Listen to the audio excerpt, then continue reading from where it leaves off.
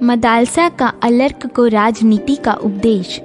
सुमति कहते हैं, इस प्रकार माता के द्वारा प्रतिदिन बहलाया जाता हुआ बालक अलर्क कुछ बड़ी अवस्था को प्राप्त हुआ। कुमारावस्था में पहुंचने पर उसका उपनयन संस्कार हुआ। तत्पश्चात उस बुद्धिमान राजकुमार ने माता को प्रणाम करके कहा, माँ, मुझे इस लोक और परलोक में सुख प्राप्त करने के लिए यहाँ क्या करना चाहिए, यह सब मुझे बताओ। मदालसा बोली, बेटा, राज्याभिषेक होने पर राजा को उचित है कि वह अपने धर्म के अनुकूल चलता हुआ आरंभ से ही प्रजा को प्रसन्न रखे। सातों व्यसनों का परित्याग कर दे, क्योंकि वे राजा का मूलोच्छेद करने वाले हैं। अपनी गुप्त मंत्रणा के बाहर फूटने से उसके द्वारा लाभ उठाकर शत्रु आक्रमण कर देते हैं। अतः ऐसा न होने देकर शत्रुओं से अपनी रक्षा करें।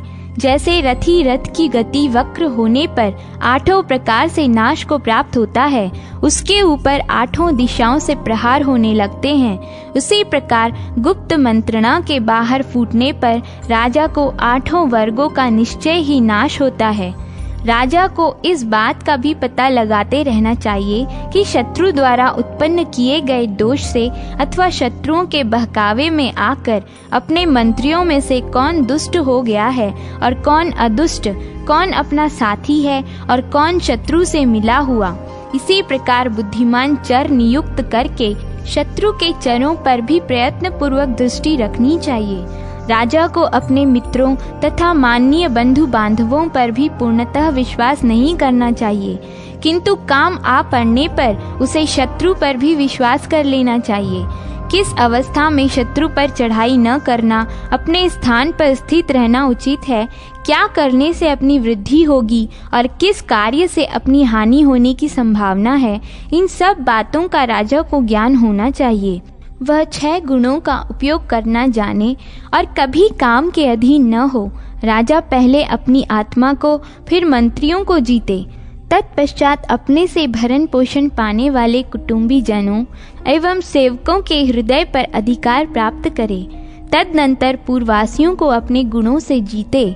यह सब हो जाने पर शत्रुओं के साथ विरोध करे। जो इन सब को जीते बिना ही शत्रुओं पर विजय पाना चाहता है, वह अपनी आत्मा तथा मंत्रियों पर अधिकार न रखने के कारण शत्रु समुदाय के वश में पड़कर कष्ट भोगता है। इसलिए बेटा, पृथ्वी का पालन करने वाले राजा को पहले काम आदि शत्रुओं को जीतने की चेष्टा करनी चाहिए। उनके जीत लेने पर विजय अवश्यंभावी है। यदि राजा ही उनके वश में हो गया तो वह नष्ट हो जाता है। काम, क्रोध, लोभ, मद, मान और हर्ष ये राजा का विनाश करने वाले शत्रु हैं। राजा पांडु काम में आसक्त होने के कारण मारे गए थे तथा अनुहाद क्रोध के कारण ही अपने पुत्र से हाथ धो बैठा। यह विचार कर अपने को काम और क्रोध से अलग रखे।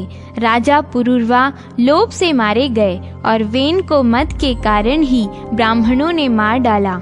अनायुष के पुत्र को मान के कारण प्राणों से हाथ धोना पड़ा तथा पुरंजय की मृत्यु हर्ष के कारण हुई, किंतु महात्मा मरुत ने इन सब को जीत लिया था, इसलिए वे संपूर्ण विश्व पर विजयी हुए। यह सोचकर राजा उपयुक्त दोषों का सर्वथा त्याग करे। वह कौवे, कोयल, भौरे, हरिण, सांप, मोर, हंस, मुर्गे और लोहे के व्यवहार से शिक्षा ग्रहण करे। राजा अपने शत्रु के प्रति उल्लू का सा बर्ताव करे। जैसे उल्लू पक्षी रात में सोए कौओं पर चुपचाप धावा करता है, उसी प्रकार राजा शत्रु की असावधान दशा में ही उस पर आक्रमण करे तथा समयानुसार चींटी की सी चेष्टा करे। धीरे धीरे आवश्यक वस्तुओं का संग्रह करता रहे। राजा को आग की चिंगारी तथा सेमल के बीच से कर्तव्य की शिक्षा लेनी चाहिए। जैसे आग की छोटी सी चिंगारी बड़े से बड़े वन को जला डालने की शक्ति रखती है, उसी प्रकार छोटा सा शत्रु भी यदि दबाया न जाए तो बहुत बड़ी हानि कर सकता है।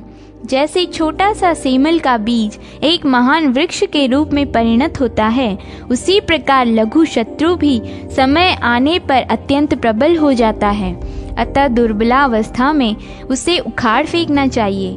जैसे चंद्रमा और सूर्य अपनी किरणों का सर्वत्र समान रूप से प्रसार करते हैं, उसी प्रकार नीति के लिए राजा को भी समस्त प्रजा पर समान भाव रखना चाहिए। वैश्या, कमल, शरभ, शूलिका, गर्भिणी स्त्री के स्तन तथा ग्वाले की स्त्री से भी राजा को बुद्धि सीखनी चाहिए। राजा वेश्या की भांति सबको प्रसन्न रखने की चेष्टा करे, कमल पुष्प के समान सबको अपनी ओर आकृष्ट करे, शरभ के समान पराक्रमी बने, शूलिका की भांति सहसा शत्रु का विध्वंस करे। जैसे गर्भिणी के स्तन में भावी संतान के लिए दूध का संग्रह होने लगता है, उसी प्रकार राजा भविष्य के लिए संचयशील बने। और जिस प्रकार ग्वाले की स्त्री दूध से नाना प्रकार के खाद्य पदार्थ तैयार करती है, वैसे ही राजा को भी भांति भांति की कल्पना में पटु होना चाहिए। वह पृथ्वी का पालन करते समय इंद्र, सूर्य, यम, चंद्रमा तथा वायु इन पांचों के रूप धारण करे। जैसे इंद्र 4 महीने वर्षा करके पृथ्वी पर रहने वाले प्राणियों को तृप्त करते हैं, उसी प्रकार राजा दान के द्वारा प्रजाजनों को संतुष्ट करे।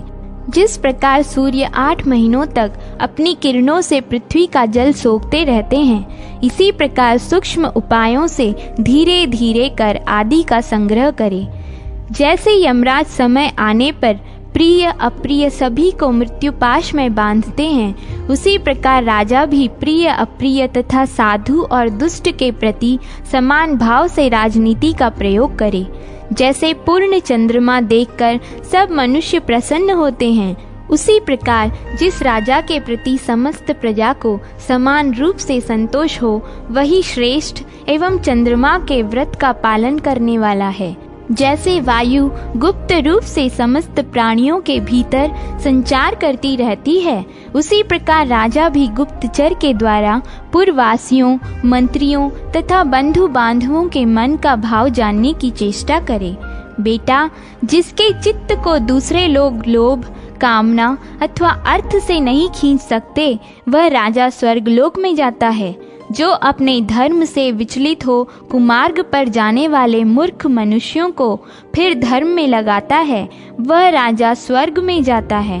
वत्स, जिसके राज्य में वर्ण धर्म और आश्रम धर्म को हानि नहीं पहुंचती, उसे इस लोक और परलोक में भी सनातन सुख प्राप्त होता है।